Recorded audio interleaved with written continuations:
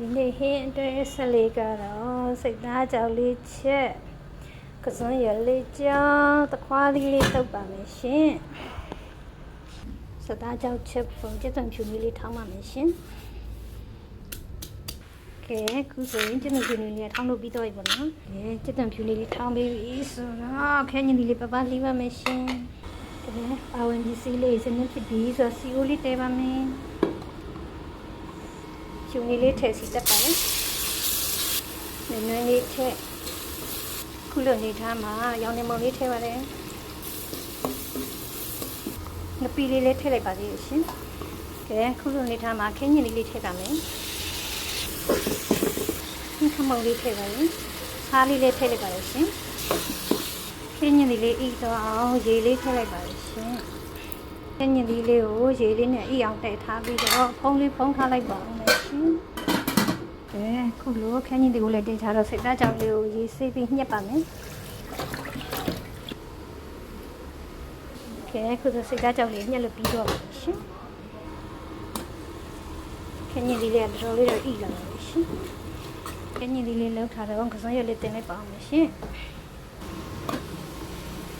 ကဲခုဆိုရင်ခန်းကြီးလေးကဣဒီလေးခန်းပြီးစီလေးပြန်လာပါပြီ။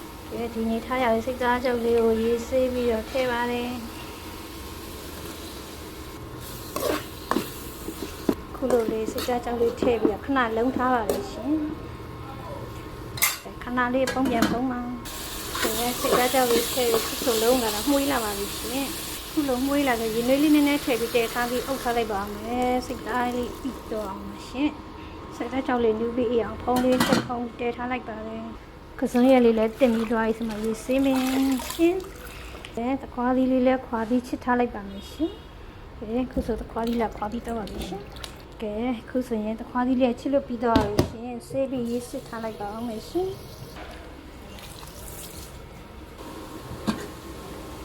ကဲခုဆိုရင်ရေလေးလည်းခန်းစီလေးလည်းပြန်လာပါပြီရှင်နူးလည်းနူးနေပါပြီရှင်ဆလားလေးအောက်ချစ်ပါပြီရှင်ကဲခုဆိုကစွန်ရက်လေးချက်ပါမယ်ရှင်စီပူလာပြီးဆိုချစ်သွန်ပြူလေးထည့်ပါလိုက်ရှင်ခုလိုချစ်သွန်ပြူလေးရဲညောင်ကြော်လာပြီးဆိုရင်ကစွန်ရက်လေးထည့်ပါမယ်ခမလေးခက်အားလေးထည့်လိုက်ပါမယ်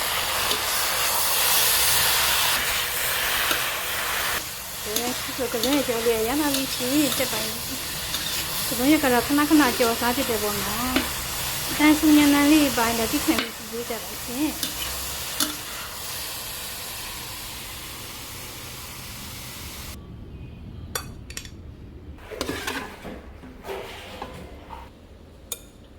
ကဲခုဆိုတခွားသီးလေးတက်ပါမယ်ဟင်းခမုံလေးနည်းနည်းထည့်စားလေးထည့်ဒီဘဲတောင်းလေးလေးထည့်လိုက်ပါမယ်ပြီးရင်ငံပြားလေးလေးနည်းနည်းထည့်ပါလေရှင်ပြီးရင်သံမြားလေးညစ်ပြီးရင်လဲပါလေရှင်ခုဆိုတခွားသီးတုပ်လေးရပါပြီကဲခုဆိုအားလုံးချက်တော့ပြီရှင်